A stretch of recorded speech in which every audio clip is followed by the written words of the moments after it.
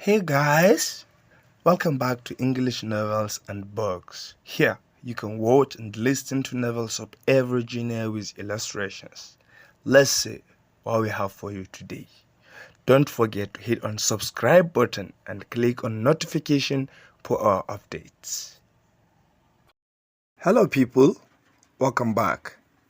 Here is what I have for you today. The summary of the second person in the list of world's most influential people, Sir Isaac Newton, the greatest scientist who ever lived. Sir Isaac Newton was born in Woolsthorpe, England, on Christmas Day of 1642 AD, the same year that Galileo died. He is the greatest and most influential scientist who ever lived. He was born after the death of his father. As a child, he showed considerable mechanical aptitude and was very clever with his hands. Although a bright child, he was inattentive in school and did not attract much attention. When he was a teenager, his mother took him out of school, hoping that he would become a successful farmer. Fortunately, she was persuaded that his principal talents lay elsewhere, and at 18 years, he entered Cambridge University. There, he rapidly absorbed what was then known of science and mathematics, and soon moved on to his own independent research. Between his 21st and 27th years, he laid the foundations for the scientific theories that subsequently revolutionized the world. The middle of the 17th century was a period of great scientific ferment. The invention of the telescope near the beginning of the century had revolutionized the entire study of astronomy. The English philosopher Francis Bacon and the French philosopher René Descartes had both urged scientists throughout Europe to cease relying on the authority of Aristotle and to experiment and observe for themselves. What Bacon and Descartes had preached, the great Galileo had practiced. His astronomical observations, using the newly invented telescope, had revolutionized the study of astronomy, and his mechanical experiments had established what is now known as Newton's first law of motion. Other great scientists such as William Harvey, who discovered the circulation of blood, and Johannes Kepler, who discovered the laws describing the motions of the planets around the sun, were bringing new basic information to the scientific community. Still, pure science was largely a plaything of intellectuals, and as yet there was no proof that when applied to technology, science could revolutionize the whole mode of human life, as Francis Bacon had predicted. Although Copernicus and Galileo had swept aside some of the misconceptions of ancient science and contributed to a greater understanding of the universe, no set of principles had been formulated that could turn this collection of seemingly unrelated. It was Isaac Newton who supplied that unified theory and set modern science on the course which it has followed ever since. Newton was always reluctant to publish his result, and although he had formulated the basic ideas behind most of his work by 1669, many of his theories were not made public until much later. The first of his discoveries to be published was his groundbreaking work on the nature of light. In a series of careful experiments, he had discovered that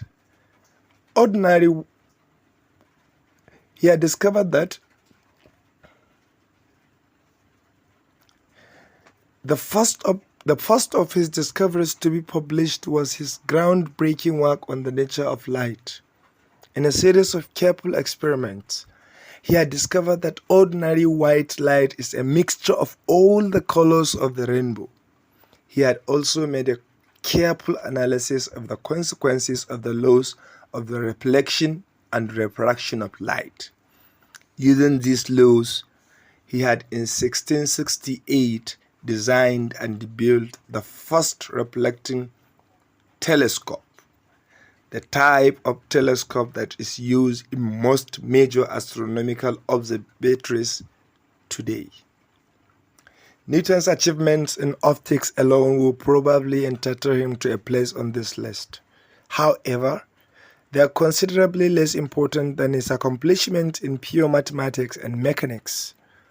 His major mathematical contribution was his invention of integral calculus.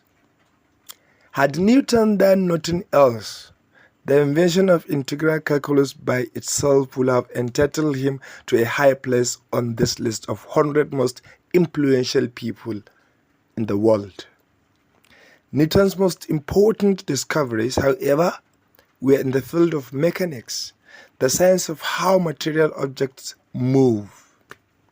Galileo had discovered the first law of motion, which described the motion of objects if they are not subjected to any exterior forces.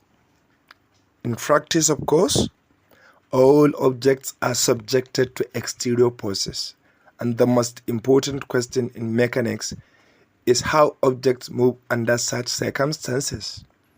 The problem was solved by Newton in his famous second law of motion, which may rightly be considered the most fundamental law of classical physics.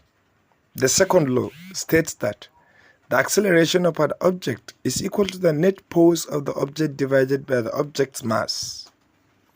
To those first two laws, Newton added his famous third law of motion, most famous of his scientific laws, the law of universal gravitation. Newton's laws can be and have been applied to an extremely broad range of scientific and engineering problems. During his lifetime, the most dramatic application of his laws was made in the field of astronomy. What, then, is our assessment of Newton's scientific importance? If one looks at the index of an encyclopedia of science, one will find more reference, perhaps 2 or 3 times as many, to Newton and to his laws and discoveries than to any other individual scientist. Lagrange frequently stated that Newton was the greatest genius who ever lived, while Ernst Mach, writing in 1901, said, "All that has been accomplished in mathematics since his day has been a deductive, formal, and mathematical development of mechanics on the basis of Newton's laws." This, perhaps, is the crux of Newton's great accomplishment. He found Newton analyze a ray of light. In a brief summary like this, it is not possible to detail all of Newton's discoveries. Consequently, many of the lesser ones have been omitted, although they were important achievements of their own right. Newton made significant contributions to thermodynamics, that's the study of heat, and to acoustics, the study of sound. He enunciated the extremely important physical principles of conservation of momentum and conservation of angular momentum. He discovered the binomial theorem in mathematics, and he gave the first cogent explanation of the origin of the stars. Now, one might grant that Newton was by far the greatest and most influential scientist who ever lived, but still ask why he should be ranked higher than such major political figures as Alexander the Great or George Washington, and ahead of such major religious figures as Jesus Christ and Gautama Buddha.